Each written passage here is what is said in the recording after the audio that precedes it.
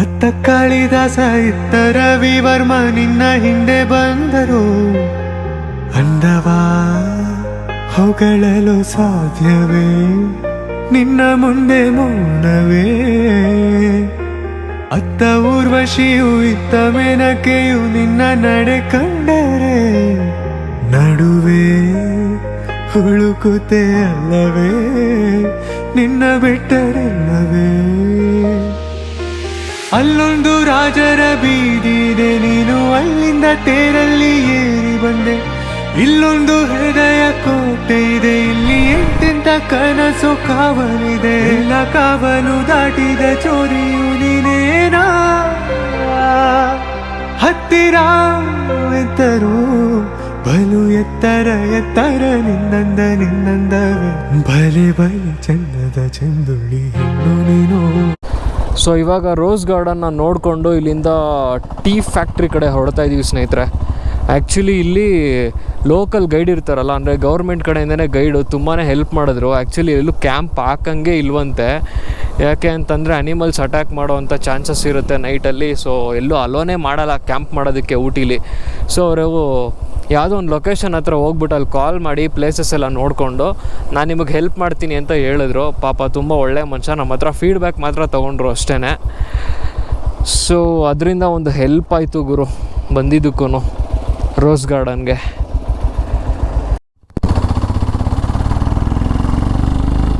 ನೋಡಿ ಮಧ್ಯಾಹ್ನ 12 ಗಂಟೆ ಇವಾಗ ಟೈಮು, ಆದರೂ ಯಾವ ಥರ ಇದೆ ವೆದರ್ ಇಲ್ಲಿ ಅಂತ. ಸ್ಲೈಟಾಗಿ ಬಿಸಿಲಿದೆ ಅಷ್ಟೇ, ಬಟ್ ಬಿಸಿಲು ಫೀಲ್ ಆಗೋದೇ ಇಲ್ಲ. ಫುಲ್ ಚಳಿ ಅಂದರೆ ಚಳಿ, ಕೂಲಾಗಿರುತ್ತೆ.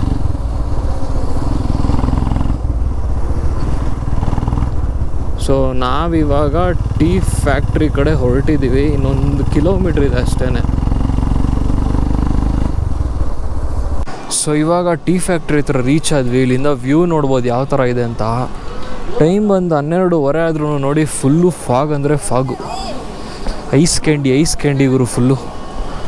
ನಡಿ ಎಲ್ಲಂತ ಎಂಟ್ರೆನ್ಸು ಕೇಳೋಣ ಅಂದರೆ ನಮಗೆ ಅರ್ಥನೂ ಆಗಲ್ಲ ಭಾಷೆ. ದುರಾಂಕಾರದಾಗ ಹೇಳ್ತಾನೆ ನೋಡು ಹಿಂಗೆ. ಸೊ ಇಲ್ಲಿ ಫ್ರೀಯಾಗಿ ಟೀ ಅಂತೂ ಕೊಡ್ತಾರೆ. 10 ರೂಪೀಸ್ ಕೊಡೋದು ಪಕ್ಕಾ ಹೊರ್ತು ಗುರು. ಟೀ ಎಷ್ಟು ಸಕ್ಕತ್ತಾಗಿದೆ ಅಂದರೆ ನಾನು ಆ್ಯಕ್ಚುಲಿ ಟೀ ಕುಡಿಯಲ್ಲ, ಇಲ್ಲಿ ಟೇಸ್ಟ್ ಮಾಡಿದೆ, ಫಿದಾ ಆಗೋದು ಇದ್ರ ಟೇಸ್ಟ್ಗಂತೂ. ಊಟಿನಲ್ಲಿ ನೀವೇನಾದರೂ ಫ್ರೀಯಾಗಿ ಚಾಕ್ಲೇಟು ಮತ್ತು ಟೀನ ಕುಡಿಬೇಕಂದ್ರೆ ಇಲ್ಲಿಗೆ ವಿಸಿಟ್ ಮಾಡಲೇಬೇಕು. ಊಟಿನಲ್ಲಿ ನೋಡಲೇಬೇಕಾದಂತಹ ಜಾಗಗಳಲ್ಲಿ ಇದು ಒಂದು ಬೆಂಚ್ ಮಾರ್ಕ್ ಟೀ ಹಾಗೆ ಚಾಕ್ಲೇಟ್ ಫ್ಯಾಕ್ಟ್ರಿ. 10 ರೂಪಾಯಿ ಎಂಟ್ರಿ ಫೀಸ್ನ ತಗೊಂಡು ನೀವು ಒಳಗಡೆ ಹೋದ್ರೆ ಚಾಕ್ಲೇಟು ಮತ್ತೆ ಟೀ ಪುಡಿ ತಯಾರಾಗೋ ಪ್ರತಿ ಒಂದು ಪ್ರಾಸೆಸ್ನ ಇನ್ ಡೀಟೇಲ್ ಆಗಿ ನೋಡಬಹುದು. ಲಾಸ್ಟ್ ಅಲ್ಲಿ ಸ್ಯಾಂಪಲ್ಗೆ ಅಂತ ಚಾಕ್ಲೇಟು ಮತ್ತೆ ಟೀನ ಕೊಡ್ತಾರೆ. ಇವ್ರು ಕೊಡೋ ಅಂತ ಚಾಕ್ಲೇಟು ಮತ್ತೆ ಟೀ ಅಂತೂ ಮಿಸ್ ಮಾಡಕ್ಕೆ ಹೋಗ್ಬೇಡಿ. ಟೀ ಅಂತೂ ನೆಕ್ಸ್ಟ್ ಲೆವೆಲ್ ಆಗಿತ್ತು ಅಂತ ಹೇಳ್ಬೋದು. ಅದು ಇಂಥ ಒಂದು ವೆದರ್ ಅಲ್ಲಿ ಈ ಒಂದು ವ್ಯೂ ಅಲ್ಲಿ ಟೀನ ಕುಡಿಯೋದಕ್ಕಂತೂ ನೆಕ್ಸ್ಟ್ ಲೆವೆಲ್ ಆಗಿರುತ್ತೆ. ಹಾಗೆ ನೀವೇನಾದ್ರೂ ಚಾಕ್ಲೇಟು ಮತ್ತೆ ಟೀ ಪೌಡರ್ ನ ಪರ್ಚೇಸ್ ಮಾಡ್ಬೇಕಂತ ಇದ್ರೆ ಕೆಳಗಡೆನೆ ಇವರ ಸ್ಟೋರ್ಸ್ ಗಳು ಕೂಡ ಇದೆ. ಊಟಿಗೆ ಹೋದ್ರೆ ಖಂಡಿತ ಒಮ್ಮೆ ಇಲ್ಲಿಗೆ ವಿಸಿಟ್ ಮಾಡಿ. ಇದೇ ತರಹದ ಹೆಚ್ಚಿನ ಮಾಹಿತಿ ಉಳ್ಳ ಟ್ರಾವೆಲ್ ಕಂಟೆಂಟ್ ಗಳಿಗೆ ದಯವಿಟ್ಟು ನನ್ನ ಪೇಜ್ ನ ಫಾಲೋ ಮಾಡ್ಕೊಳ್ಳಿ. ಟೀ ಫ್ಯಾಕ್ಟ್ರಿ ಮತ್ತು ಚಾಕ್ಲೇಟ್ ಫ್ಯಾಕ್ಟ್ರಿ ನೋಡಿದ್ದಾಯಿತು. ಸೊ ಇವಾಗ ಟುವರ್ಡ್ಸ್ ದೊಡ್ಡ ಬೆಟ್ಟ ಕಡೆ ಹೊರಟಿದ್ದೀವಿ. ಹೋಗೋ ರೂಟೇನೆ ಏನು ಸೈಕಾಗಿದೆ ನೋಡಿ. ಮೇಲ್ಗಡೆ ಎಲ್ಲ ನೋಡ್ತಿದ್ರೆ ಫುಲ್ಲು ಟೀ ಪ್ಲಾಂಟೇಶನ್ಸು, ನೋಡೋಕ್ಕೆ ಒಂದು ಹಬ್ಬ ಗುರು, ಸಖತ್ತಾಗಿದೆ. ಸೊ ನಾವು ಆ್ಯಕ್ಚುಲಿ ದೊಡ್ಡ ಬೆಟ್ಟ ಹತ್ರನೇ ಕ್ಯಾಂಪಿಂಗ್ ಮಾಡೋಣ ಅಂತ ಕೂಡ ಪ್ಲ್ಯಾನ್ ಮಾಡಿರೋದು. ನೋಡೋಣ ಹೇಗಾಗುತ್ತೋ ಅಂತ. ಅದು ದೊಡ್ಡ ಬೆಟ್ಟ 5000 ಫೀಟ್ ಅಬೋವ್ ಸೀ ಲೆವೆಲ್, ಆ ಒಂದು ಲೆವೆಲಲ್ಲಿದೆ. ಇಲ್ಲೇ ಚಳಿ ತಡ್ಕೊಳಕ್ಕಾಯ್ತಲ್ಲ, ಇನ್ನು ಅಲ್ಲಿ ಹೆಂಗಿರುತ್ತೋ ಚಳಿ. ಬಟ್ ಏನೇ ಹೇಳಿ ನೆಕ್ಸ್ಟ್ ಲೆವೆಲ್ ಗುರು.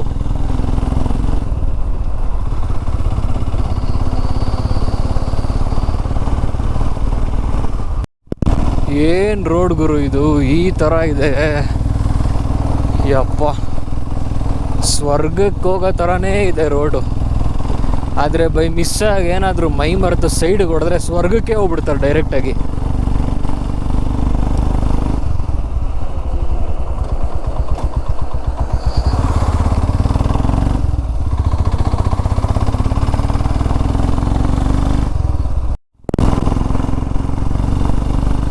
ಸೊ ಯಾವುದೋ ಇಲ್ಲಿ ಚೆಕ್ ಪೋಸ್ಟ್ ಥರ ಇದೆ, ಪೇ ಮಾಡಬೇಕನ್ಸುತ್ತೆ. ವೆಲ್ಕಮ್.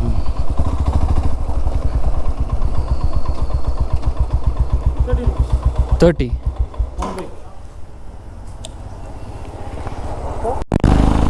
ಇಲ್ಲಿ ಎಲ್ಲ ಓಕೆ ಗುರು, ಬಟ್ ಏನಂತಂದರೆ ಪ್ರತಿಯೊಂದಕ್ಕೂ ಕಾಸು ಕಟ್ಟಬೇಕು. ಪ್ಲೇಸ್ ನೋಡೋದಕ್ಕೆ ಸಪ್ರೇಟ್ ಕಾಸು, ಪಾರ್ಕಿಂಗಿಗೆ ಸಪ್ರೇಟ್ ಕಾಸು.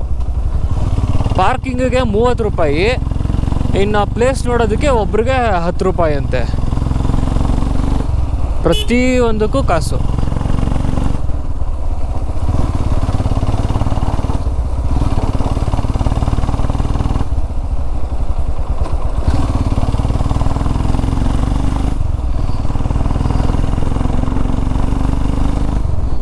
ಸೊ ಆ್ಯಕ್ಚುಲಿ ದೊಡ್ಡ ಬೆಟ್ಟ ಹತ್ರ ಊಟಕ್ಕಂತ ಬಂದ್ವಿ. ಇಲ್ಲೆಲ್ಲೂ ಏನು ಊಟನೇ ಇಲ್ಲ. ಸೊ ಜಿಮ್ ಮಾಡೋರಿಗೆ ಒಂದು ಅಡ್ವಾಂಟೇಜ್ ಏನಂತಂದರೆ ನೋಡಿ, ಸೋಯಾ ಮಂಚೂರಿಯನ್ ಸಿಕ್ತು. ಸೋಯಾ ಮಂಚೂರಿಯನು ಮತ್ತು ಈ ಥರ ಸಲಾಡು ಎಲ್ಲನೂ 50 ರೂಪೀಸು, ಆರಾಮಾಗಿ ಕೊಡ್ಬೋದು, ತಿನ್ಬೋದು. ಪ್ಲ್ಯಾನ್ ಕ್ಯಾನ್ಸಲ್ ಆಯಿತು ಆ್ಯಕ್ಚುಲಿ ಊಟಿಲಿ ಕ್ಯಾಂಪಿಂಗ್ ಮಾಡೋದನ್ನು. ಯಾಕೆ ಅಂತಂದರೆ ಇಲ್ಲೆಲ್ಲೂ ಕ್ಯಾಂಪ್ ಮಾಡೋದಕ್ಕೆ ಆಪ್ಷನ್ಸೇ ಇಲ್ಲ. ಅಲ್ಲಿ ಯಾರೋ ಒಬ್ಬರು ಗೈಡು ಹೇಳಿದ್ರು ನಮ್ಮ ಕಡೆನ ಮಾಡಿಸ್ಕೊಡ್ತೀವಿ ದೊಡ್ಡ ಬೆಟ್ಟ ಹತ್ರ ಅಂತ. ಬಟ್ ಏನಂತಂದರೆ ಅವ್ರ ಶಾಪ್ ಇವತ್ತು ಕ್ಲೋಸು. ಸೊ ಇನ್ನೇನು ಮಾಡೋಕ್ಕಾಗಲ್ಲ, ಇಲ್ಲೆಲ್ಲೂ ಕ್ಯಾಂಪ್ ಹಾಕೋಕ್ಕೆ ಆಗೋದೇ ಇಲ್ಲ. ಸೊ ಅಕಸ್ಮಾತ್ ಏನಾದರೂ ಹಾಕಿದ್ರೂ ಫೈನ್ ಹಾಕ್ತಾರಂತೆ. ಸೊ ರಿಸ್ಕ್ ಬೇಡ ಅಂದ್ಬಿಟ್ಟು ಬಂಡೀಪುರ ದಾಟಾದ್ಮೇಲೆ ಗುಂಡ್ಲುಪೇಟೆ ಹತ್ರ ಎಲ್ಲಾದರೂ ಕ್ಯಾಂಪ್ ಮಾಡೋಣ ಅಂತ ಅಂದ್ಕೊಂಡಿದ್ದೀವಿ. ಸೊ ಇವಾಗ ಡೈರೆಕ್ಟು ಗುಂಡ್ಲುಪೇಟೆ, ಆಮೇಲೆ ಮತ್ತೆ ಕ್ಯಾಂಪ್ ಸೆಟಪ್ ಮಾಡೋದು. ಇವಾಗ ಟೈಮ್ ಬಂದು ಆಲ್ಮೋಸ್ಟ್ 3 ಗಂಟೆ ಆಗ್ತಾ ಬಂತು. ಇಲ್ಲಿಂದ ಇನ್ನೂ ಒಂದು 2 ಅವರ್ ಅಂತೂ ಬೇಕು ಗುಂಡ್ಲುಪೇಟೆಗೆ ಹೋಗೋದಕ್ಕೆ. ಬನ್ನಿ ಹೋಗೋಣ, ಊಟಿಗೆ ಟಾಟಾ ಬಾಬಾಯ್ ಹೇಳ್ಬಿಡೋಣ ಅಷ್ಟೇ. ಸೊ ಆ್ಯಕ್ಚುಲಿ ಟೈಮ್ ಬಂದು 3:30. ಅದರ ವೆದರ್ ನೋಡ್ಬೋದು ನೀವು ಇಲ್ಲಿ ಯಾವ ಥರ ಇದೆ ಅಂತ. ಫುಲ್ಲು ಸೈಕು ಗುರು, ಯಪ್ಪ ಈ ಥರ ವೆದರ್ ನಾನು ಯಾವತ್ತೂ ನೋಡಿಲ್ಲ. ಏನು ಫುಲ್ಲು ಫಾಗ್ ಅಂದರೆ ಫಾಗ್, ಏನೂ ಕಾಣಿಸ್ತಾನೆ ಇಲ್ಲ. ಆ್ಯಕ್ಚುಲಿ ಇಲ್ಲಿ ಸ್ವಲ್ಪ ಕಮ್ಮಿ ಇದೆ, ಹಿಂದೆಗಡೆ ಬರಬೇಕಾದ್ರಂತೂ ಗುರು ಫುಲ್ಲು ಫಾಗ್ ಅಂದರೆ ಫಾಗ್. ಇದೇನು ಗುರು ಮ್ಯಾಪ್ ಇಲ್ಲಿಗೆ ಎಂಡಾಗ್ತೈತೆ, ಏನಪ್ಪ ಇದು ಹೊಸ ಟ್ವಿಸ್ಟು.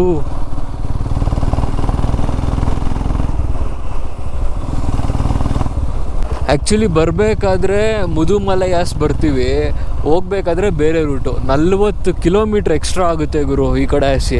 ಬಟ್ ಏನೂ ಮಾಡೋಕ್ಕಾಗಲ್ಲ, ಅದು ಬರೀ ಬರೋಕ್ಕೆ ಮಾತ್ರ ಅಷ್ಟೇ ಆ ಕಡೆ ಹಸಿ. ಬಟ್ ಈ ರೂಟೂ ನೆಕ್ಸ್ಟ್ ಲೆವೆಲ್ ಇದೆ.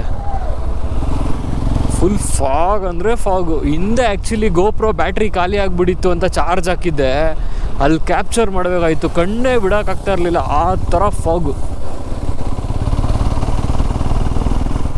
ಯಾವ್ದು ಗುರು ರೋಡ್ ಇದು, ರೋಡ್ ಅಂತೀನಿ, ಮ್ಯಾಪು ಸೈಕು. ಶೂಟಿಂಗ್ ಸ್ಪಾಟ್ ಎಲ್ಲೂ ಕರ್ಕೊಂಬಂತಪ್ಪ, ಶೂಟಿಂಗ್ ಸ್ಪಾಟ್. ಸಿಕ್ಕಾಪಟ್ಟೆ ವೆಹಿಕಲ್ಸ್ ಇದ್ದಾವೆ ಇಲ್ಲಿ.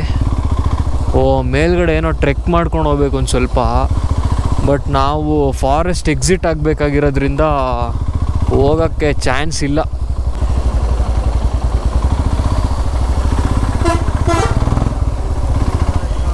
ಫುಲ್ ಸೈಕೋ ಗುರು, ಮಾನ್ಸೂನ್ ರೈಡ್ ಆಗೋಯ್ತು. ಊಟಿಯಿಂದ ರಿಟರ್ನ್ ಬರಬೇಕಾದ್ರಂತೂ ನೆಕ್ಸ್ಟ್ ಲೆವೆಲ್ ಎಕ್ಸ್ಪೀರಿಯೆನ್ಸ್ ಅಂದ್ಕೊಳ್ಳಿ. ಫುಲ್ಲು ಚಿತ್ತಾಲ್ ಪತ್ತಾಲು ಮಳೆ ಸಾಯ್ತು ಹಾಕ್ಕೊಂಡು, ನೆಕ್ಸ್ಟ್ ಲೆವೆಲ್ ಗುರು.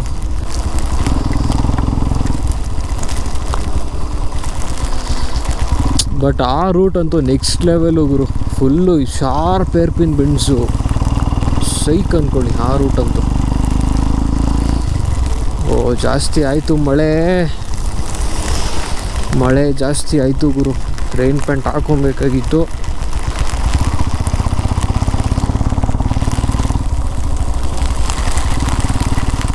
ಶೂಸು ಹೊಗೆ, ನೀರು ಇಳ್ಕೋತು ಶೂಸ್ಗೆ, ಚಿತ್ತಾಲ್ ಪಥಾಲೆ ಇಲ್ಲ ಅಷ್ಟೇ. ಮೊಬೈಲ್ ಅಂತೂ ಫುಲ್ ನೆಂದೋಗ್ತಾ ಇದೆ. ಬಟ್ ನೋ ಪ್ರಾಬ್ಲಮ್, ಅದು IP68 ವಾಟರ್ ರೆಸಿಸ್ಟೆಂಟು. ಗೋಪ್ರೋಗಂತೂ ಏನು ಮೈಕಲ್ಲಿ ಗೋಪ್ರಲ್ಲಿ ವಾಯ್ಸ್ ರೆಕಾರ್ಡ್ ಆಗ್ತಾಯಿದ್ದೋ ಇಲ್ವೋ ಗೊತ್ತಿಲ್ಲ. ಫುಲ್ ಮಳೆ ಬರ್ತಿದೆ. ಬಟ್ ಫುಲ್ ಎಲ್ಲ ಬ್ಲೂಟೂತೆಲ್ಲ ಕವರ್ ಮಾಡಿದ್ದೀನಿ. ಅಲ್ಲಿ ಪ್ಯಾಂಟ್ ಹಾಕೋಬೇಕಾಗಿತ್ತು ಗುರು, ರೈನ್ ಪ್ಯಾಂಟ್. ಅದೊಂದು ಮಿಸ್ ಮಾಡಿಬಿಟ್ಟೆ, ಸುಮ್ಮನೆ ಹಾಕೊಂಬಿಟ್ಟಿದ್ದಿದ್ರೆ ಹೋಗಿರೋದು.